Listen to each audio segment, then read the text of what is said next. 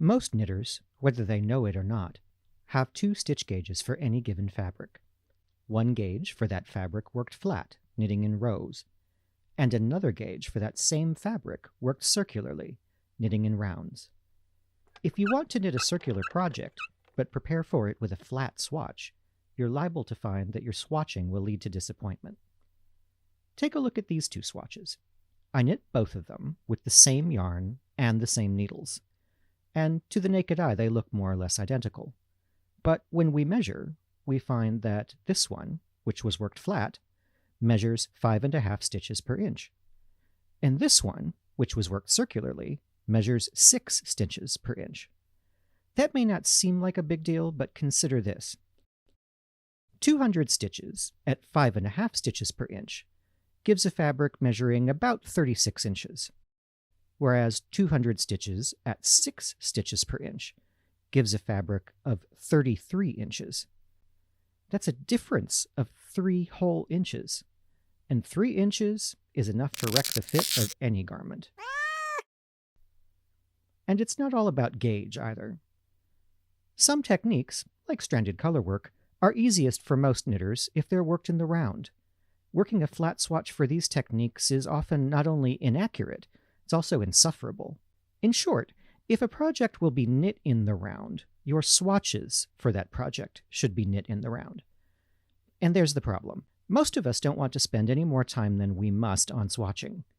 And to knit a swatch in the round, even on a short circular needle, still means casting on enough stitches to join into the round, and then working all those stitches until you get a swatch long enough to be of any use. That's where speed swatching comes in. A speed swatch allows you to work a true circular swatch on a limited number of stitches. And here's how it works. To begin, we need the yarn we plan to knit and the circular needle we plan to knit it with. My circular needle is short, and shorter needles will be more convenient, but any length will do.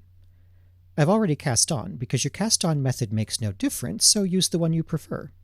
But how many stitches you cast on does matter. Always cast on the number of stitches you want in your swatch, plus 2. The extra 2 are selvage stitches. More about them soon. At the end of the cast-on, most methods will present this dilemma. You will have a right needle full of stitches when you need a left needle full of stitches. What do?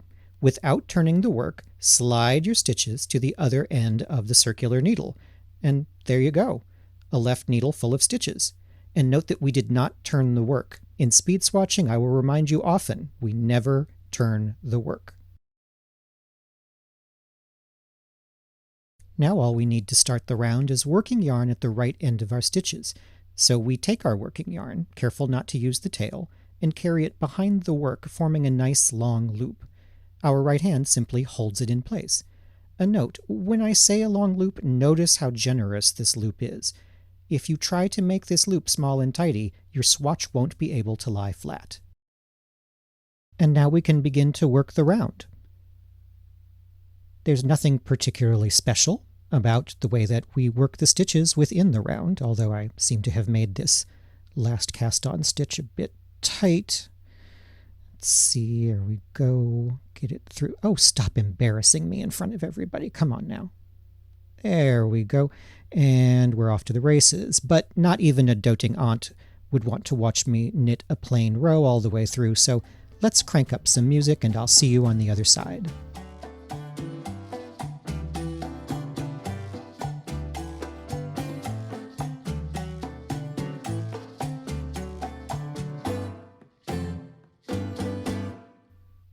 Well, that was fun. So we finished knitting our first round, and now, without turning the work, we slide to the other end of our needle.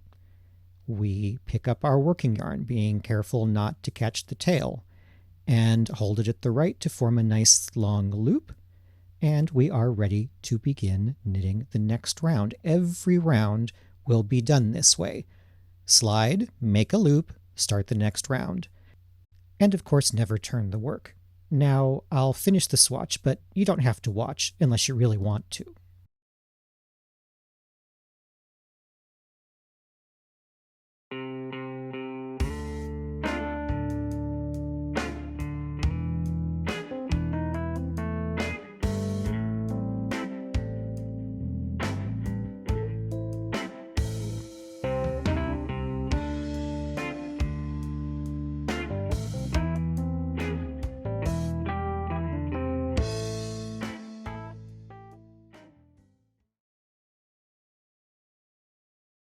And here we have a swatch, just large enough to be useful for checking gauge. It's still connected to the ball. I often wet block swatches at this stage after slipping the stitches onto a holder. When the swatch has served its purpose, I can pull it out and use the yarn in my project. That's what I love about this method for speed swatching. You get the yarn back at the end. If we take a quick look at the anatomy of the swatch, you'll see how loose and ugly the selvage stitches are. That's why we cast on the extra 2 stitches. They protect the most important part of your swatch from distortion. And in back, we have the plate of spaghetti formed by all those loops. This drives some knitters absolutely bonkers. There is a method of speed swatching that eliminates the spaghetti, but if you use that method, you can't unravel the swatch to reclaim the yarn. But let's say you do want to make this swatch permanent. Maybe you want to keep it in your design files, or you have to send it to a publisher. Well, it's easy to do. Just bind it off, the way you'd bind off any piece of knitting. Do take care, however, to make sure that as you approach the end of the bind off row, that you do catch and bind off the final selvage stitch at the left. It's the one I'm coming up to just about now. Ah, there it is, all the way over there. See? It likes to sneak away on you. Don't let it do that. Gotcha. Now, cut the working yarn, pull the end through, and you're done. Unless you don't want to stop there. You want to eliminate the spaghetti so the swatch will lie absolutely flat. Then take your scissors, trim the first 2 loops at the top roughly in half. Take the 2 ends at the right and tie them with a couple of simple knots. And then you'll do the same thing for the pair of loose ends at the left. And then clip the next pair and tie those off. And then repeat that. Snip and tie, and snip and tie, and snip and tie. You repeat that a lot. You can tug, as you see me doing here, to tighten up the selvage stitches before you do the cutting. But once you've done it all, you'll have this, a very tidy and very stable swatch for your files. Or you could call it a mug mat and give it as a gift to someone you don't like very much. What if you want to speed swatch a fabric in 2 or more colors? No problem. But do note, this part of the tutorial assumes you know basic speed swatching, or at least have watched the first part of this video. Our beginning is the same as with a plain speed swatch. Pick one of your colors, it doesn't matter which, and use it to cast on and work your first round. Now the fun starts. After sliding your stitches back to the other end of the needle, we are going to carry across the back our working yarn and then pick up the second color, and holding both the first and second color strands together, use them as one to knit the selvage stitch, the first stitch of the round, to knit the selvage stitch together. Once we've done that, we have both yarns secured to the work, and we can begin to work our very first round in 2 colors. Now for this demonstration, I'm going to do a tiny little bit of very simple stranded color work. And you can see that when I knit English style, when I carry the yarn in my right hand, I'm not terribly graceful. But it's okay. I'm not looking for advice on how to become more graceful. Even non-graceful knitters can still do a fine job, you know. And so we come to the end of this first 2-color round, and there is our selvage stitch, the last stitch of the round.